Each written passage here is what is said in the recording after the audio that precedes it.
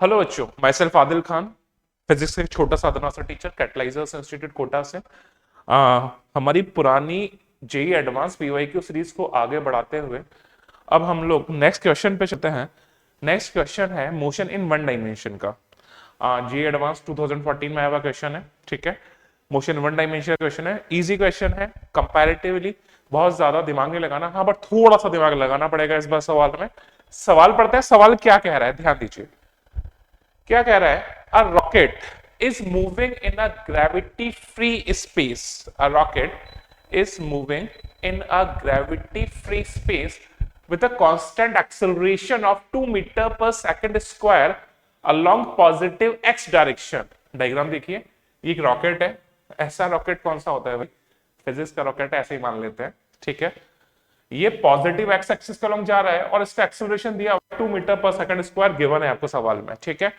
बड़ी बात यह है कि ग्रेविटी फ्री रीजन है, तो हम लोग को ग्रेविटेशनल एक्सेलरेशन से यहां पे कुछ भी लेना देना नहीं होगा, ठीक है। आगे क्या बोल रही है?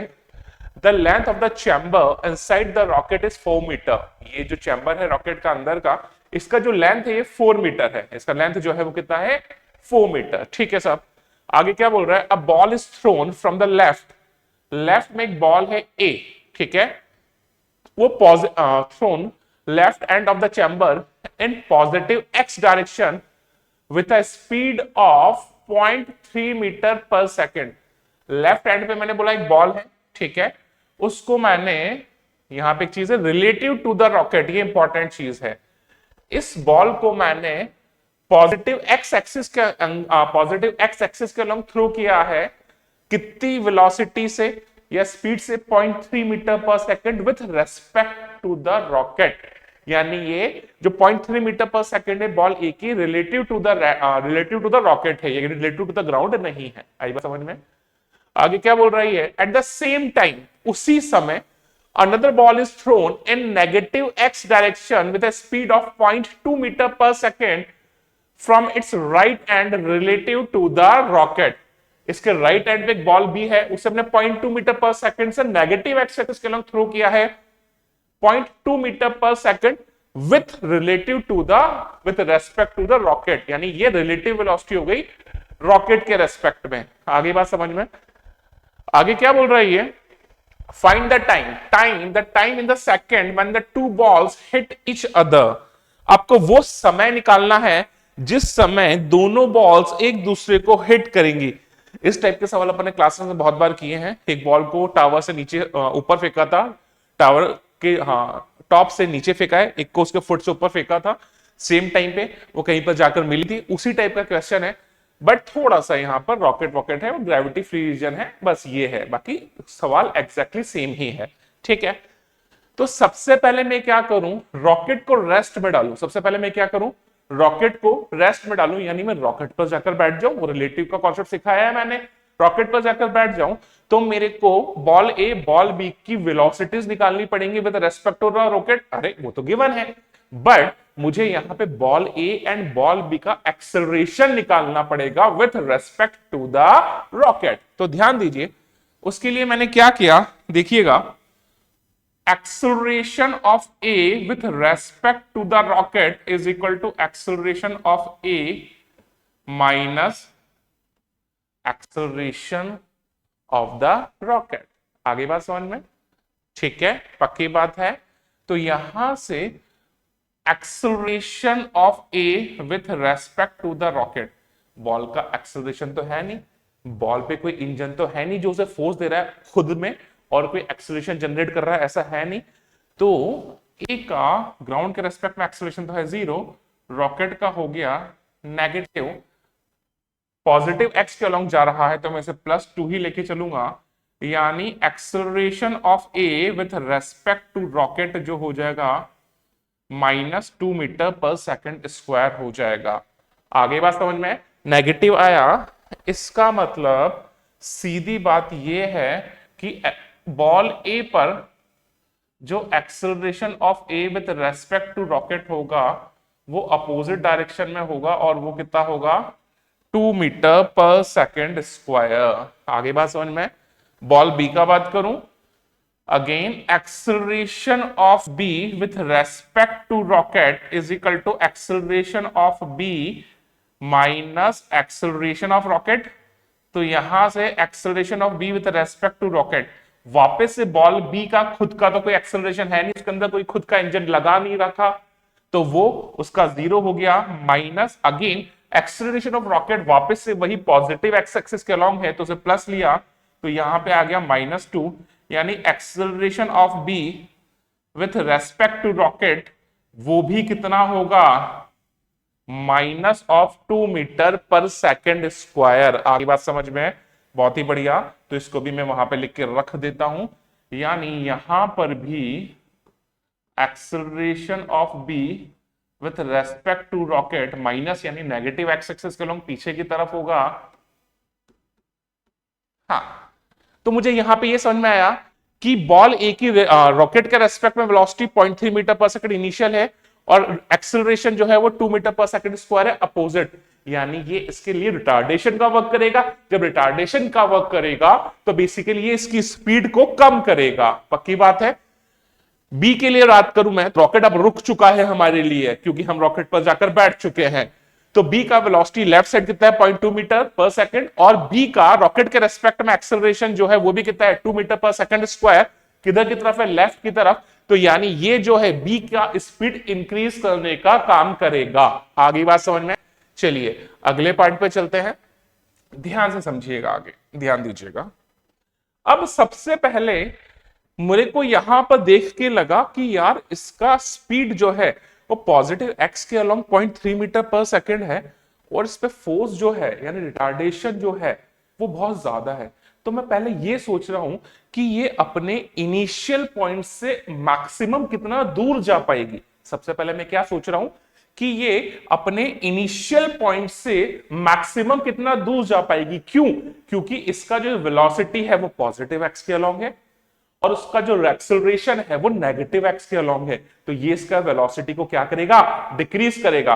तो ये मैक्सिमम कितना दूर जा पाएगी। अब मैक्सिमम कितना दूर जा पाएगी ये निकालने के लिए मुझे क्या करना पड़ेगा, सीधा सीधा कोई भी चीज मैक्सिमम कितना दूर जा पाएगी, जहां पर वो रुक जाए वो उसका मैक्सिमम होगा। ऑब्वियसली बात, एक बॉल को ऊपर फेंका मैंने, बॉल ऊपर जा रही है जा रही है जा रही है जा रही है, मैक्सिमम हाइट कितना गेन कर सकती है, जहां पर वो रुक जाए, यानी वहां पर उसका फाइनल वेलोसिटी कितना होना चाहिए उस पॉइंट पर 0। उसके बाद नीचे आएगी वो अलग बात है, उसकी बात नहीं कर रहा मैं अभी।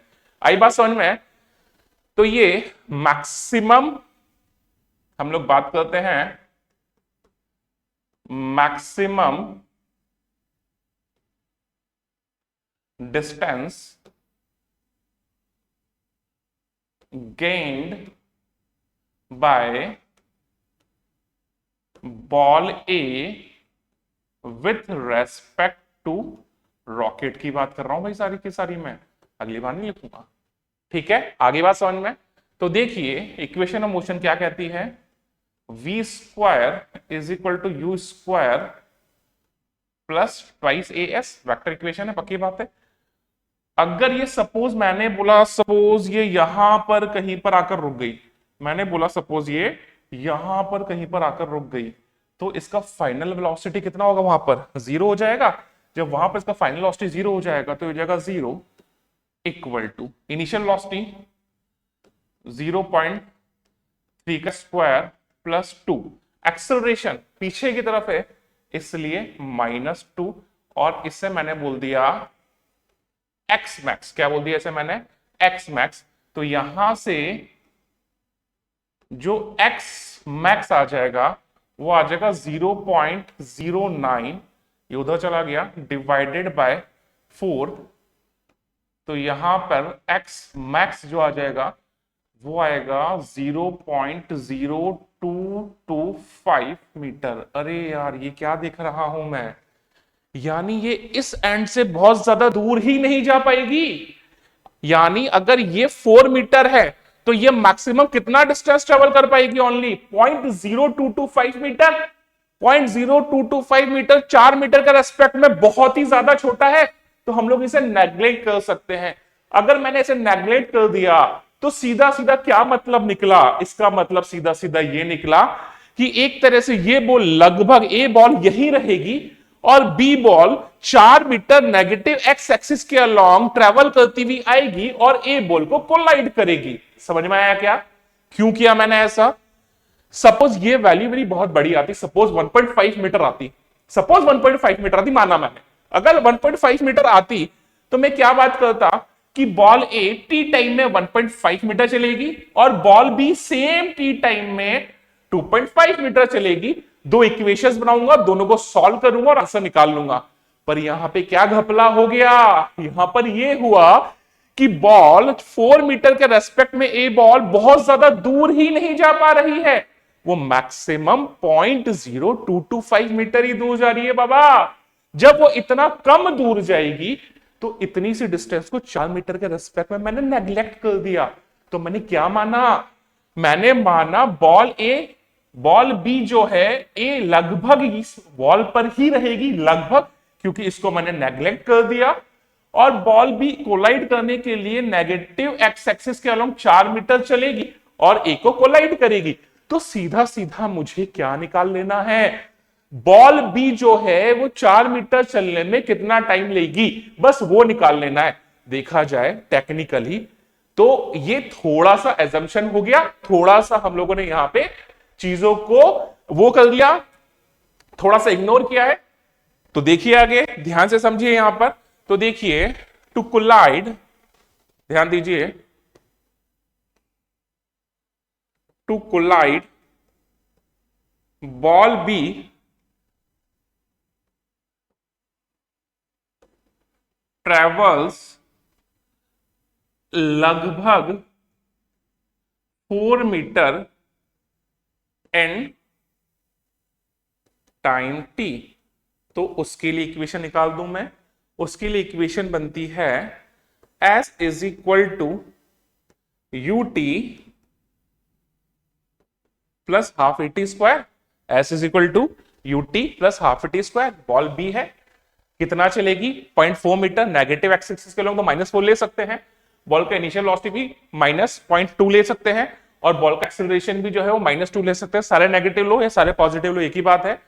तो बॉल बी के लिए हो गया डिस्प्लेसमेंट 4 मीटर, इनिशियल वेलोसिटी कितना है भैया, इनिशियल वेलोसिटी है 0.2 t plus 1/2 into 2 into t square. आई बात समझ में, समझ में आ गया ये। तो ये हो गया s is equal to u t plus half a t square. S हो गया 4 मीटर, यू हो गया 0.2 meter per second into T, और उसी डायरेक्शन में एक्सेलरेशन है इसलिए 1 प्लस लिया मैंने, 1/2 इंटू 2 इंटू टी स्क्वायर। यहां से ये कैंसिल आउट हो गया, तो ये हो गया t square plus 0.2 t -4 is equal to 0, -4 is equal to 0। क्या यहां पे इसका फैक्टराइजेशन हो रहा है क्या? हम जराचार्य लगा लेते हैं, जराचार्य लगा लेते हैं हम लोग, ठीक है। ध्यान दीजिए अब आगे। तो देखिए t is equal to -b यानी -0.2 plus minus b square, b square हो गया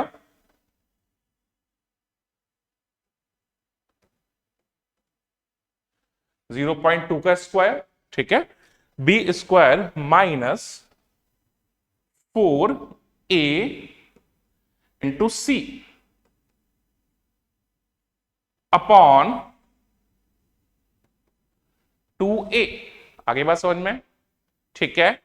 तो ये क्या हो गया, ये हो गया 16, ठीक है, और ये हो जाएगा 16.04। तो लगभग ये हो गया t इज इक्वल टू कितना हो गया रे बाबा, ये हो गया 16 और ये हो गया 0.2 का स्क्वायर यानी 0.04। तो ये हो गया √16.04 माइनस 0.2 अपॉन 2। यार इसका 16 का लगभग 4 ही होगा, 4 माइनस 0.2 कितना हो जाएगा, लगभग 4 ही मान के चलो इसे, 4 माइनस 0.2, 4 माइनस 0.2 कितना हो गया 3.8, लगभग 3.8 है ना। तो नहीं एक मिनट रुकिए, ये कितना है 16, हाँ 4 माइनस 0.2 कितना हो गया 3.8, 3.8 डिवाइडेड बाई 2, तो ये लगभग आता है आपके पास 1.9। और नियरेस्ट इंटीजर अगर हम लोग बात करते हैं तो वो आएगा आपका 2।